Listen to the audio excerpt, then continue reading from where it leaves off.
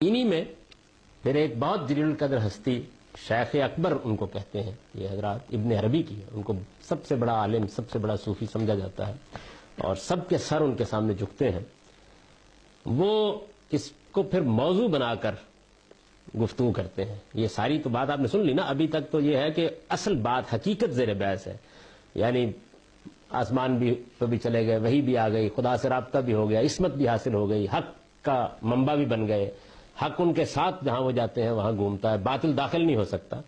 اب وہ انہوں نے موضوع بنایا ہے کہ یہ کیا مسئلہ ہے، پھر نبوت ختم ہو گئی، اس کو موضوع بنایا نا انہوں نے. اور یہ دیکھیے یہ جو ابن عربی ہیں، یہ ظاہر ہے کہ کوئی آج کے آدمی نہیں ہے کہ آپ مرزا غلام احمد قادیانی صاحب کو متون کریں. فرماتے ہیں، اور یہ ان کی کتاب ہے فتوحات، بڑی کتابوں میں سے فتوحات مکیہ، اور اس میں انہوں نے بیان کیا فإن النبوة التي انقطعت بوجود رسول اللہ صلی اللہ علیہ وسلم انما ہے نبوت التشریع لا مقامها. چنانچہ جو نبوت نبی صلی اللہ علیہ وسلم پر ختم ہوئی، جو نبوت نبی صلی اللہ علیہ وسلم پر ختم ہوئی وہ محض تشریعی نبوت ہے، یعنی شریعت لانے والے نبی کی نبوت ہے. مرزا صاحب اس سے مختلف کیا کہتے ہیں؟ یہی تو کہتے ہیں. چنانچہ جو نبوت نبی صلی اللہ علیہ وسلم پر ختم ہوئی وہ محض تشریعی نبوت ہے، نبوت کا مقام ابھی باقی ہے، نبوت کا مقام ابھی باقی ہے. فلا شرع یکون ناسخا لشرعہ صلی اللہ علیہ وسلم. کہتے ہیں کہ نبوت کے ختم ہونے کا مطلب یہ ہے کہ اب کوئی نئی شریعت آ کر نبی صلی اللہ علیہ وسلم کی شریعت کو نہ منسوخ کرے گی، ولا یزید فی حکمہ شرع آخر، اور نہ آپ کے قانون میں کسی نئے قانون کا اضافہ کرے گی. یعنی نبوت کے ختم ہونے والی جو آیت ہے قرآن کی، وہ کہتے ہیں یا حدیث میں جو یہ ذکر آیا ہے تو اس کا مطلب صرف اتنا ہے کہ اب نئی شریعت نہیں آئے گی، مقام نبوت باقی ہے. وَهَذَا مَعْنَى قَوْلِهِ صلی اللہ علیہ وسلم ان الرسالۃ والنبوۃ انقطعت فلا رسول بعدی ولا نبی. ایک حدیث کو پھر انہوں نے بتایا، کہتے ہیں یہ مطلب ہے اس حدیث کا جس میں حضور نے یہ کہا ہے کہ نبوت اور رسالت دونوں ختم ہو گئی ہیں، میرے بعد اب نہ کوئی رسول آئے گا اور نہ کوئی نبی آئے گا. یہ حدیث انہوں نے نقل کیا تھا، یہ مطلب ہے اس کا. مزید اس کو واضح کرتے اے لا نبی بعدی یکون علی شرع مخالفا لشریع بل اذا کان یکون تحت حکم شریعتی. یعنی حضور کی اس بات کا مطلب یہ تھا کہ میرے بعد کوئی ایسا نبی نہیں ہوگا جس کی شریعت میری شریعت کے خلاف ہو، بلکہ وہ جب ہوگا تو میری ہی شریعت کا پیرو ہوگا. بین ہی یہی بات کہتے ہیں مرزا غلام احمد صاحب کا. کوئی یعنی اس معاملے میں ادنا درجے کا بھی اگلا قدم نہیں رکھا انہوں نے. یہی بات کہتے ہیں کہ شریعت میں وہی لے کے آیا ہوں، وہی شریعت ہے جس کی مجھ کو پیروی کا حکم دیا گیا ہے. میں کوئی 5 کو 4 نمازیں نہیں کر رہا یا 5 کو 6 نہیں کر رہا، ساری شریعت وہی ہے. اچھا، شیخ احمد سرہندی جن کو اقبال میں حاضر ہوا میں شیخ مجدد کی لحد پر، یہ وہی شیخ ہے جن کے اوپر نقش بندی سلسلہ یہاں اپنے کمال کو پہنچا ہے، اور جن کو الف ثانی کا مجدد کہا جائے، دوسرے 1000 سال کا.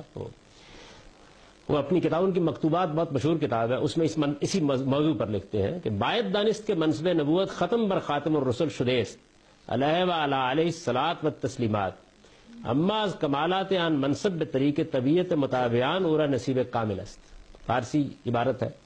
جاننا چاہیے کہ منصب نبوت بے شک خاتم النبیین صلی اللہ علیہ وسلم پر ختم ہو گیا، منصب نبوت، لیکن اس منصب کے کمالات، منصب کے کمالات کیا ہیں؟ وہی آتی ہے نا، الہام ہوتا ہے، خدا سے رابطہ ہوتا ہے. اس منصب کے کمالات آپ کے پیرووں کو آپ کے پیرو ہی کی حیثیت سے اب بھی پورے حاصل ہو سکتے ہیں، کم نہیں، تھوڑے نہیں، کسی نچلے درجے میں پورے حاصل ہو سکتے ہیں. یہ باتیں ایسی تھیں، یعنی ان کی آپ براہین احمدیہ جو ہے وہ پڑھی ہوئی ہے ہماری لائبریری میں، ساری جلدیں اس کی، اور سب ان کی جتنے بھی ہیں روحانی خزائن کے نام سے وہ سب چھپی ہوئی ہیں. ان کو آپ پڑھیں جب تو آپ کو یہ معلوم ہوا کہ ایسی باتیں ہیں. یعنی انہوں نے بہت دلائل دیے اس بات کے کہ نبوت جو ہے وہ اس کا مطلب یہ ہے، اور الہام جاری رہنا چاہیے، اور وہی جاری رہنا چاہیے، یہ خدا کی نعمت ہے، اس سے محروم کیسے ہو گئے؟ بنی اسرائیل میں تو سب لوگوں کو ہوتا تھا، محمد الرسول اللہ کی امت کیوں محروم کر دی گئی؟ اس طرح کے عقلی دلائل انہوں نے دیے. پھر الہام، وہی، یعنی خدا سے رابطہ، اس کو اسی طرح کی تعبیروں میں بیان کیا انہوں نے، تمام صوفیانہ تعبیرات میں، اور زندگی بھر کرتے رہے. اور پھر کسی موقع پر نبی کا لفظ استعمال کیا تو انہوں نے کہا کہ میرا مطلب یہ ہے، میرا مطلب، جیسے یہ بیان کرتے ہیں میری مراد یہ ہے، میرا مطلب یہ ہے. تو یہ وہ بیان ختم نبوت کو بھی انہوں نے کہا کہ میں اس کا قائل ہوں لیکن میرا مطلب یہ ہے. حضور کی ختم نبوت سے مراد یہ ہے. یعنی آپ کے ہاں ایک شخص نے نبوت کا بیچارے نے دعویٰ کر دیا، تو آپ نے پکڑ کے اس کو کہاں پہنچا دیا. اس بارے میں کیا خیال ہے؟ احمد جاوید صاحب نے وہ میرے پاس تشریف لائے یہ مقدمہ لے کے اپنے ہی ایک، کیونکہ ان سے میری بھی بہت دوستی تھی دونوں بزرگوں سے، تو انہوں نے یہ بیان کیا. تو میں نے کہا کہ یہ ٹھیک ہے، لیکن یہ کہ آپ تو صوفی آدمی ہیں، تو یہ بیچارے جو جن کا یہ آپ مقدمہ بیان کر رہے ہیں، یہ تنہا اگر تو مجرم قرار دینا ہے تو میں اس سے برات ظاہر کرتا ہوں، اور اگر سب کو قرار دینا ہے تو پھر یہ سب کو قرار دے دیں، یعنی ایک ہی وقت میں فیصلہ کیا جائے نا.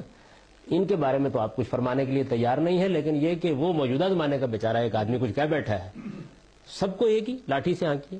یعنی اگر نبوت کا منصب یا اس کے کمالات کا دعویٰ کرنا یہ ایک جرم ہے، تو پھر یہ جرم وہ ہے کہ در شہر شما نیز کنند. یہ کوئی ایک نہیں ہے جس نے کیا ہے، تصوف کی پوری تعبیر اسی پر کھڑی ہے، سب یہ بیان کرتے ہیں.